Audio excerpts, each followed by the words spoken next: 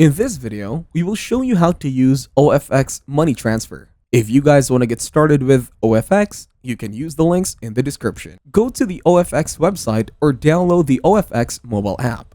Click on Sign Up. Fill in the required personal information and all your other details. Verify your identity by providing necessary documentation. Log in to your OFX account using your email and password. Complete your profile by adding any additional required information, such as your bank account details. Click on New Transfer button. Choose the currencies you want to exchange.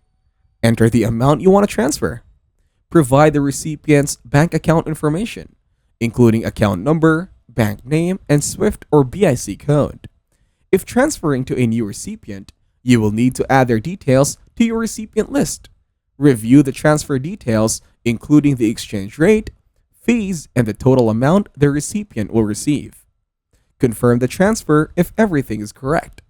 You may be asked to confirm via email or SMS for security purposes. Select how you will fund the transfer. Follow the instructions provided by OFX to complete the payment. Track the status of your transfer through your OF account. You will receive notifications via email or SMS once the transfer is complete.